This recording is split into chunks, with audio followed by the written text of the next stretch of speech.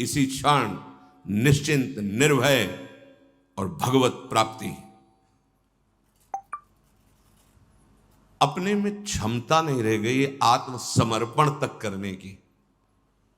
है नहीं कोई पावर, कोई योग्यता नहीं, पर हम अहम लिए ढोल रहे हैं, अहम लिए ढोल रहे हैं। किसी ने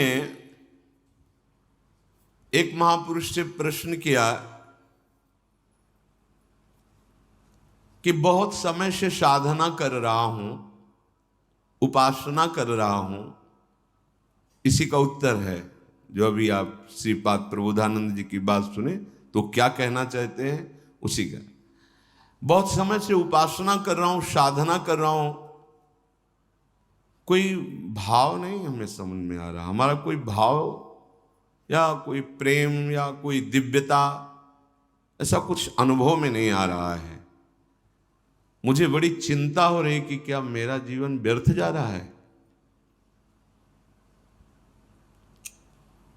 महापुरुष जन जो अनुभूत विषय बोलते हैं उस पर बहुत ध्यान देना चाहिए, क्योंकि शास्त्र की गति बहुत टेढ़ी है।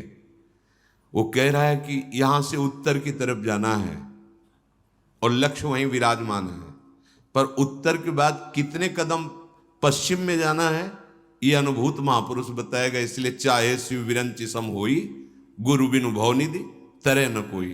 शास्त्र अपनी इस अमोघ वस्तु को ऐसे छुपा के रखा है कि आप शब्द के जाल से बाहर नहीं निकल सकते।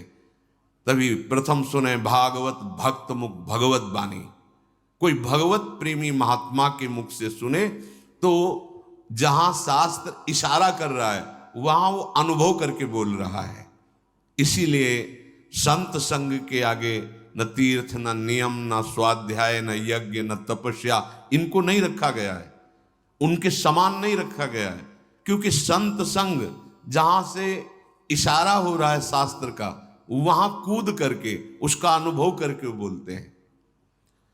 प्रश्न हुआ कि बहुत साधना करने पर, बहुत समय से साधना करने पर ना हमें अनुभव हो रहा है कि हमारा कोई भाव बढ़ रहा है, न अनुभव हो रहा है कि हमारी कोई दिव्यता, कोई ऐसी देवी संपदा, कोई उन्नति, और हमें बड़ी चिंता हो रही क्या हमारा साधन ठीक नहीं है क्या? क्या मतलब ये सत्य मार्ग ऐसा ही होता है क्या कि कुछ अनुभव में नहीं आ रहा, जब देखो तो वही कोई न कोई विकार, कोई न कोई। तो इसका क्या हल हो सकता है? हमें तो बड़ी चिंता हो गई। अब बहुत ध्यान से सुनना उत्तर। भाई, तुम्हारा भाव बढ़ता है या नहीं बढ़ता, घटता है या मिटता है, ये सब तुम देख रहे हो तो तुम्हें जिसे देखना चाहिए उसे देखने की बात ही नहीं है। तुम्हारा भाव घटता है कि बढ़ता है, ये तो भाव लगाने वाला जानेगा ना। तुम अपना भाव क्या जानो? वस्तु अपना भाव जानती है क्या? तुम वस्तु किन की हो? प्रियाजू की। ये अंदर की गूढ़ बातें हैं, अंदर की गूढ़ बातें, इनमें शब्दों में तुम नहीं समझ सकते। तुम्हारा भाव घट रहा है या बढ़ रहा है, ये कौन जानता है? खरीदने वाला। तुम तो वस्तु हो, वो क्या भाव लगा के खरीद रहा है ये वो जाने ना। तुम वस्तु हो किसकी? प्रियाजू की, लालजू की, प्रियालाल की।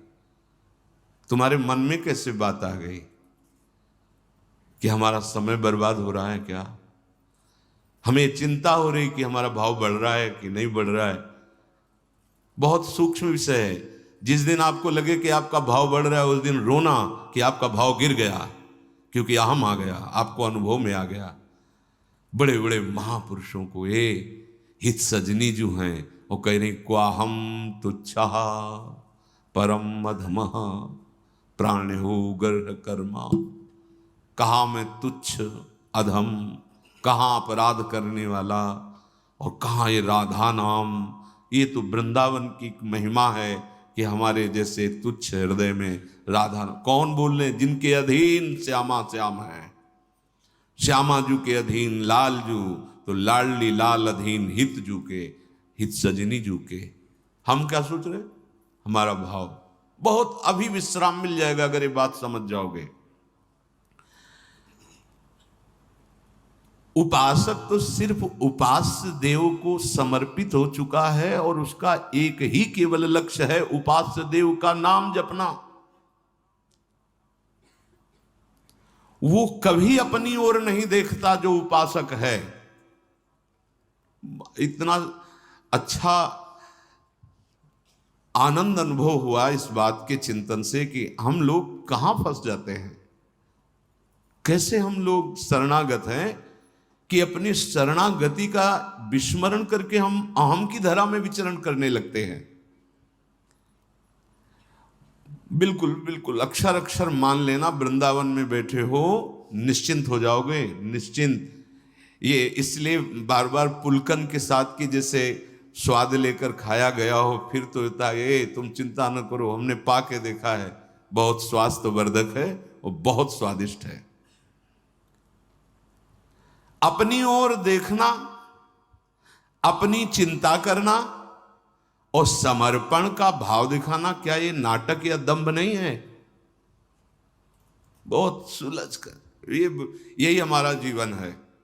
जब से श्री जी की कृपा हुई, महादेव जी की कृपा से श्री जी, और जब श्री जी की कृपा हुई तब ये जीवन जागृत हुआ।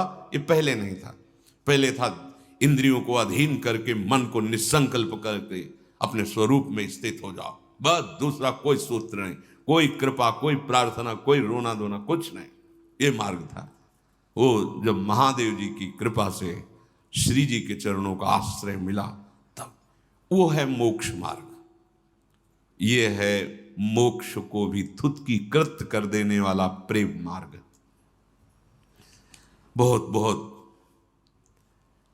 तुम अपनी चिंता करते हो, अपनी तरफ देखते हो और समर्पण का भाव भी कहते हो। क्या ये दंभ नहीं है? दिखावा नहीं? तुम समर्पित हो, तुम किसकी वस्तु हो, अब वो देखे। बहुत सुंदर। हां, तुम्हें बहुत लग रहा है ना कि तुम्हें अनुभव नहीं हो रहा, तो जांच के देखो तुम्हारी साधना क्या है। शास्त्रीय सिद्धांत के अनुसार साधना करो, हम तुम्हें सपोर्ट करते हैं, करो साधना। पर साधन करके कोई इस महान भव समुद्र से पार हुआ हो, साधन का मतलब तैर कर, असंभव असंभव। भगवान शंकराचार्य जी ने उत्तर दिया है कि इस महान संसार समुद्र से पार होने का हे करुणामय गुरुदेव क्या उपाय है? तो भगवान शंकराचार्य जी ने कहा, श्री विश्वेश्वर पादाम्बुज दीर्घ नौका। अद्वैत सिद्धांत के आचार्य गुरु कृपालो कृपया वदेत। कृपा करके गुरुदेव आद्य गुरु भगवान शंकराचार्य जी कहते हैं, श्री विश्वेश्वर पादाम्बुज दीर्घ नौका।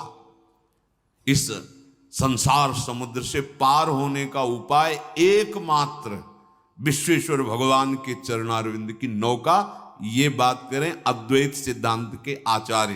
प्रश्नोत्तरी में प्रश्न है कि इस असार संसार समुद्र से पार होने का सुदृढ़ उपाय क्या है? तो गुरु कृपालो कृपया वदेत, श्री विश्वेश्वर पादाम्बुज दीर्घ नौका। दीर्घ शब्द पूरा विश्व बैठ जाए तो भी खाली ही रहेगी, ऐसी नौका है हमारे विश्वेश्वर भगवान श्री हरि श्री हर, इनके चरणारविंद। यदि तुम तैरने में बहुत कुशल हो तो फिर तुम्हारा प्रश्न कैसे हुआ कि भाव नहीं बढ़ रहा, हमें कुछ लाभ नहीं मिला? इसका मतलब तुम अच्छे तैराक नहीं हो। और परिणाम में बता दें, इसमें अच्छे से अच्छे तैराक भी इस भव समुद्र को पार नहीं कर पाते, क्योंकि जिनका भव समुद्र वो कह रहे हैं, मामे वे प्रपद्यन्ते माया मेताम तरंतिते। एकमात्र मेरे चरणारविंद हैं, जिनका तुम आश्रय ले लो तो भव समुद्र से पार हो जाओगे, नहीं तो दैवी हेषा गुणमयी मम माया दुरतया। अब बात करते हैं तुम्हारे भाव बढ़ने की। तुम्हें नाव मिल गई है, नाव। श्री हरिवंश प्रताप से नाव मिल गई है। नाव क्या है? नाम। और इस नौका का खेवक कौन है? स्वयं आप, नामी, वही गुरुदेव हैं। आप तो बस चुपचाप नाव में बैठ गए और तरंगों का आनंद लेते हुए सुखपूर्वक भव समुद्र से पार हो गए। राधा। श्री हरिवंश प्रताप। हम ये नाव ना ढूंढ पाते और ना इस पे बैठ पाते। इसमें प्रताप उदय हुआ आचार्य देव का, गुरुदेव का, इष्ट देव का। वो मुझे घसीट के लाए भव समुद्र से और इस नाव का परिचय कराया, नाव में बैठा दिया। नाव क्या, पहले समझ लीजिए। नाम, नाम नौका। अगर आप नाम नहीं जप रहे तो आप नौका में नहीं बैठे हैं। नाम नौका और निजु खेवक। ये इस भव समुद्र के बहुत ही प्रवीण